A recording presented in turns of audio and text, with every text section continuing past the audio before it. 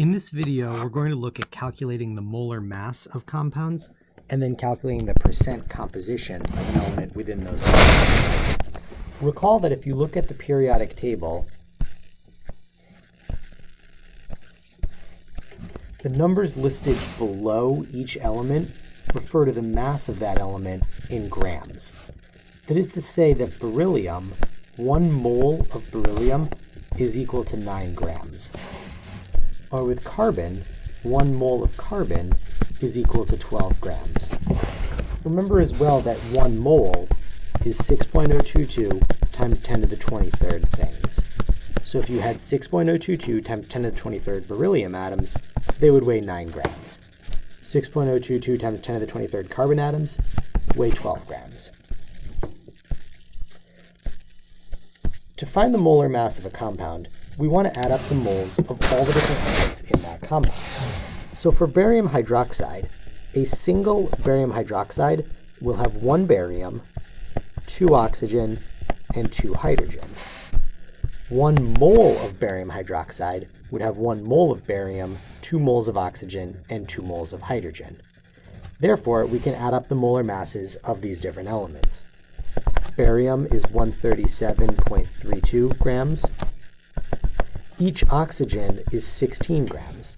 That is to say, each mole of oxygen weighs 16 grams, but in our mole of barium hydroxide, we have 2 moles. Each mole of hydrogen is 1 gram, but in our mole of barium hydroxide, we have 2 moles of hydrogen. Adding these up, we find a molar mass of 171.32 grams. I now want to know the percent composition of barium in this compound. Percent composition is equal to the mass of my element of interest over the total mass times 100 to make it a percent.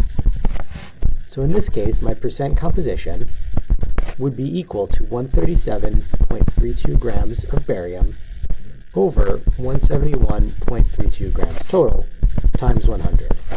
This value comes out to 79.68% barium. The second problem is related. It's asking us to find the molar mass of cyclohexanol.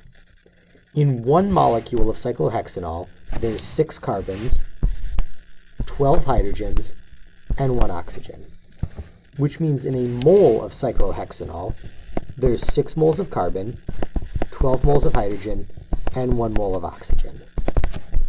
Carbon is 12 grams per mole, and there's 6 moles. Hydrogen is 1 gram per mole, and there's 12 moles of hydrogen. And oxygen is 16 grams per mole. Sum those up, and you find a mole of cyclohexanol is equal to 100 grams. For percent composition, we now have 72 grams worth of carbon over 100 grams total times 100. And we find that the percent of carbon in cyclohexanol is 72%.